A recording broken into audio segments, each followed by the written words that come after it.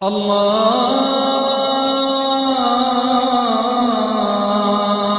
আকবার, আল্লাহু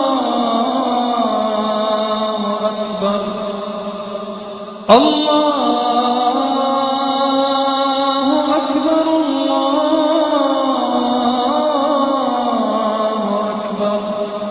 পরের প্রশ্ন, কোনো মুসলিম ইসলাহ দেওয়ার সময় কারো খারাপ ব্যবহারের উত্তরে যদি সেও একই ধরনের ব্যবহার করে তাহলে সেটা কি সঠিক হবে? যদি এই প্রসঙ্গে বলেন যে একজন মানুষ ইসলাহ দিচ্ছে অথবা দাওয়াত দিচ্ছে, এ ব্যাপারে নির্দেশনা পাবেন কোরআনে।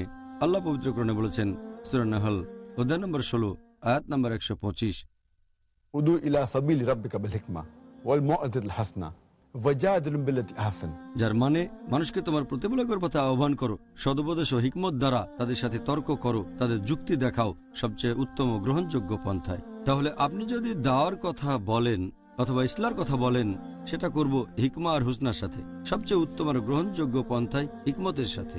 ধরেন আপনি কথা বলছেন মুসলিম বা অমুসলিমের সাথে আর ইসলাম বা দাওয়া দিচ্ছেন, হয়তো সে রেগে গিয়ে অভিশাপ দিল অথবা গালাগালি করতে লাগলো, তারপরও আমরা তাকে ভালোবাসবো। আমাদের নবী যেটা করে গেছেন, আর আমাদের নবীর জীবনে এরকম দেখবেন যে অনেক সময় অমুসলিমরা নবীকে বিপদের মধ্যে ফেলেছিল, নবী অন্যদের মতো করে প্রতিশোধ নেননি। এরকম আরো অনেক উদাহরণ পাবেন, যেমন এটা আছে সহিহ বুখারীতে হাদিস নাম্বার 6030, যে একবার এক ইহুদি নবীর কাছে এসে তাকে বলল, আসসালাম আলাইকুম। আসসালাম আলাইকুমের মানে হচ্ছে আপনার মৃত্যু হোক। নবী তাকে উত্তরে বললেন, তোমার বেলায়। হযরত আয়েশা রাদিয়াল্লাহু আনহা আমাদের নবীর স্ত্রী, তিনি এটা শুনলেন আর খুব রেগে গেলেন। তিনি সেই ইহুদিকে বললেন, তোমার উপর আল্লাহর অভিশাপ পড়ুক, তোমার উপর আল্লাহর ক্রোধ পড়ুক। তিনি খুবই রেগে গিয়েছিলেন। নবী তখন তাকে বললেন যে তোমার শান্ত হওয়া উচিত, নম্র হওয়া উচিত, রেগে যাওয়া উচিত না। হযরত আয়েশা রাদিয়াল্লাহু আনহা বললেন যে আপনি কি শুনেছেন সে কি বলেছে? নবী তখন বললেন, তুমি কি আমার উত্তরটা খেয়াল করেছো? আর আমার দোয়া আল্লাহ কবুল করবেন, ওদের দোয়া কবুল করা হবে না।